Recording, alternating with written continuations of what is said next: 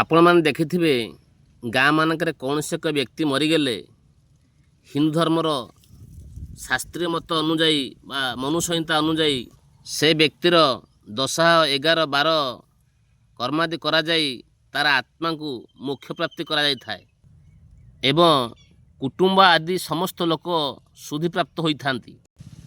ଏହି ସବୁ କାମ କରିବା ପାଇଁ ତା ପରିବାରର ବ୍ୟକ୍ତିମାନେ ଗାଁକୁ 9 ଦିନ ସମସ୍ତ ଗ୍ରାମବାସୀଙ୍କୁ ଡାକିଥାନ୍ତି।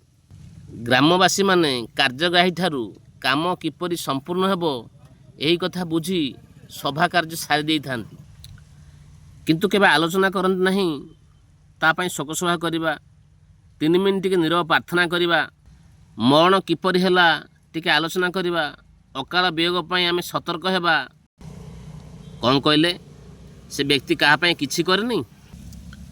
ଆରେ ଭାଇ, ସେ କାହାକୁ ପାଣି ମୁଣ୍ଡରେ ଦେଇଥିବ, କାହା ଘରେ ଖବର ତ ଆଣି ପହଞ୍ଚାଇଥିବ, ଭୋଜି ଭାତରେ ତ ପରସିଥିବ, କାହା ନା କାହା ଛୁଆକୁ କାଖେଇ ତ ଦେଇଥିବ, ଆହୁରି ଅନେକ କିଛି କରିଥିବ। ଅନ୍ତତଃ ତା 9 ଦିନରେ ତା ପାଇଁ 3 ମିନିଟ୍ ନୀରବ ପ୍ରାର୍ଥନା କରି ତା ପରିବାରକୁ ଆମେ ସମ୍ବେଦନା ତ ଜଣାଇ ପାରିବା। ବିଚାର ଆପଣଙ୍କର। ଧନ୍ୟବାଦ।